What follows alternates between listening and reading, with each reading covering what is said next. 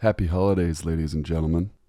This video features a truly horrifying Christmas story. I know you all will enjoy it. Sit back, be terrified, and stay sinful. The story is called A Spy Cam in My Christmas Tree Caught More Than Just Santa. Last year on Boxing Day, I found a really cool ornament in a clearance box. It had a built-in camera to record a unique perspective on your holiday celebrations. I grabbed the last one from the store's dusty shelf and brought it home for less than $10. I forgot about it until my wife, my 2 daughters, and I decorated the house earlier this month. I told my daughters about the camera and said we'd secretly catch Santa in the act. I had an old costume in the attic and intended to deliver some gifts in full view of the camera on Christmas night. My girls were overjoyed and went back and forth trying to find the best place to put the ornament on the tree. They had no idea Daddy repositioned it later so it could actually catch the living room and a good angle. In the nights leading up to Christmas, I turned on the camera to make sure everything was working properly. In the morning, I previewed the footage, just long enough to confirm that the thing was working. Satisfied, I inserted the micro SD card back into the ornament and slipped in a new battery in anticipation for the big night. Daddy didn't want to disappoint his girls with a failed recording. We enjoyed Christmas Eve as a family, playing board games and eating way more junk food than there was room in our stomachs. Like we do every year, we let our daughters open one gift from Mommy and Daddy before going to bed. The girls, still riding their sugar high, could be heard giggling in their bedrooms from all the way up the stairs. From time to time, my wife and I could hear one of them shush the other, claiming she'd heard hoofs on the roof or jingling bells. Eventually, our kiddos dozed off. My wife kissed me on the cheek and headed to bed while I turned off all the lights. I retrieved the costume and tiptoed into the living room, getting ready for my big feature film debut. I did everything you would expect Santa to do. I ate most of the cookies. I drank the milk. I pat my large stomach and said, "My ho ho ho," and I dropped a few presents by the fireplace, all in full view of the camera. A pretty good acting job if I do say so myself.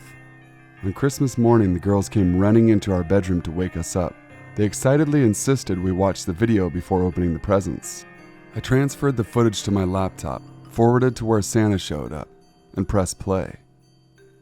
My girls squealed with delight and jumped in front of the screen, frantically waving at Santa while obscuring the video from my view. It brought me so much joy to see how happy the girls were. I was too lazy to stop the video, so it continued to play in the background while we unwrapped our gifts. I spotted a box I had not seen the night before. It was a small and wrapped in blue foil paper that I didn't recognize.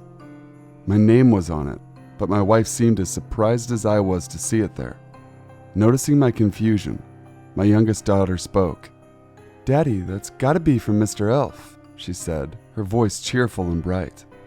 I was ready to dismiss her elf comment, or just another weird thing kids say, but my wife wasn't so quick to ignore it. "Honey, what elf?" she asked. My daughter pointed to the laptop. By then the video had ended, and all that was left on the screen was a preview of the first frame. "The one that came with Santa," she answered. Panic struck me like a bird in a jet propeller.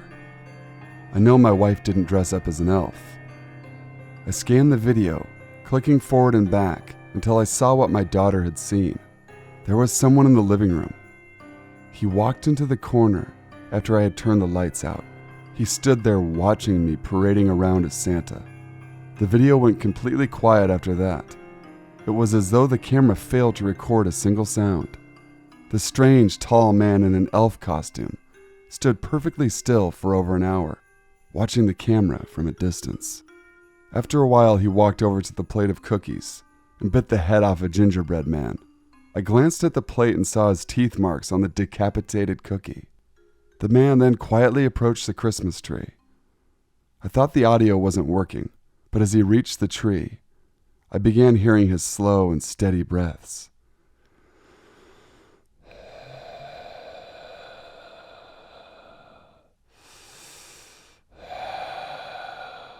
He reached towards the ornament and the video stopped. In a terrified frenzy, I grabbed the blue box he'd left behind. I ripped the bow off it and tossed the frilly thing away. I frantically removed the wrapping paper, opened the box, and looked inside. There, on a bed of bubble wrap, was the battery I'd put in the camera the night before. My wife took the ornament and opened the back. The battery was missing. I don't know what scares me more, what the camera caught, or what the elf might have done after he turned off the camera. Here's a bonus Christmas story that I didn't tell you about. Enjoy. The Christmas Spirit. It started on the 1st of December. The smell. It wasn't a reason to complain. We woke up to the smell of Christmas cookies. At first we thought it might just be the neighbors baking, but we have lived here for nearly a year, and we only once or twice smelled our neighbors' kitchen activities, and that was only when they burned something. Still, we thought that was innocent, even nice.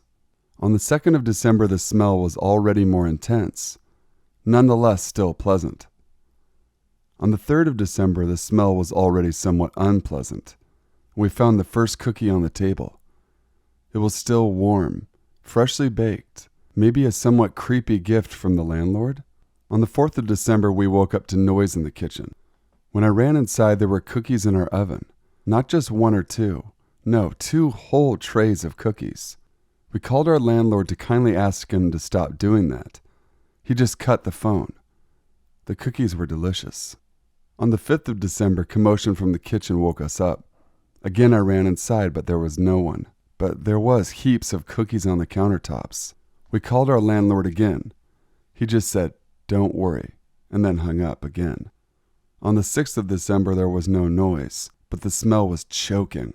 I ran to the kitchen to open the windows, only to trip over mountains of cookies on the floor. The kitchen was filled to the brim, like a manic baker had baked for 3 days without a break. On the 7th of December, I woke up from cookies falling on my head. I had tried to stay awake, but I must have fallen asleep around 2 a.m., when everything still seemed normal. The cookies were hard, inedible, nearly burned. On the 8th of December, we had set up a camera to film whatever was happening. We woke up from the noise of broken glass. When I arrived in the kitchen equipped with a baseball bat, no one was there. The mountains of cookies made it nearly impossible to walk on the floor. The smell of burnt goods made me gag, and the camera was gone. A window was broken. When I looked down, I saw the camera on the other side of the street, smashed into pieces. Our landlord didn't answer the phone. We hammered at his apartment door, and he only answered after more than 20 minutes. He looked tired and exhausted, nearly sick. The last tenant, he said, was an old lady. She died last year around this time of year. She too had complained about cookies appearing in her kitchen. He had laughed and ignored the crazy old lady. We were disturbed, to say the least, but our landlord didn't want to say more. He told us to get out for Christmas, but there was no place for us to go, so we stayed. On the 9th of December, we woke up to wood breaking. Our bedroom door had holes in it, cookie-sized. The smell of burnt cookies was so strong it brought tears in my eyes. It took us hours to clear the kitchen. On the 10th of December, we woke up to an old woman cursing. When we ran into the kitchen, there was no one, but there was blood on the floor, slowly seeping into the burnt cookies on the floor. On the 11th of December, we woke up to cookies being thrown at us. The bedroom door was open. There were cookies all around us, on the blanket, the floor, even the pillow. My wife had one stuck between her teeth. Even from afar, we could see the stacks of burnt cookies in the kitchen. When we walked inside, we also saw blood on the floor, about an inch deep, solidified as if it had been there for days. Both of us threw up. We took all day just to clean the kitchen. On the 12th of December, I woke up from someone violently pressing burnt cookies in my mouth. My wife, too, had some around her face. The bedroom floor was covered in them, not to speak of the kitchen. A pot of burnt liquid was on the stove. The whole apartment smelled of burned meat, or maybe burned blood. Our landlord came over that day. He asked us to stay with him for the night. He even promised to refund us for the month. The old lady, he said, the last tenant had died on the 13th of December last year, just like the tenant before her. We took his offer. On the 13th of December, we went to our apartment at noon. The smell of burnt cookies and burnt meat already wafted through the corridor. The apartment door had small holes, just like those of our bedroom door. We opened the door. The oven was on. The stove was on. Burnt cookies soaked in rotting blood covered every corner of the room. We didn't dare enter, but from the front door we could see a body-shaped stack of cookies on the kitchen floor, and 2 body-shaped stacks of cookies on the bed. The police arrived within just a few minutes. They asked us about mafia connections. We told them this story. They took samples of the blood, then they went off with a mix of anger and amusement on their faces. Today we went back to our apartment. The cookies are gone and so is the blood, but the doors still have holes. The oven still smells of burnt and rotten meat, and there is 1 single cookie left on the counter. It has a smiley face. Thanks for listening, guys. Please make sure to leave a like, comment, share, and subscribe to the Sinful Society. I want to wish everyone a happy holidays, whatever holiday you celebrate. Even if you don't, I hope everyone's having a great winter, great time of year. I still need some holiday horror stories, guys. There's plenty of time before Christmas and New Year's, so send those along as soon as you can. And be sure to stay sinful.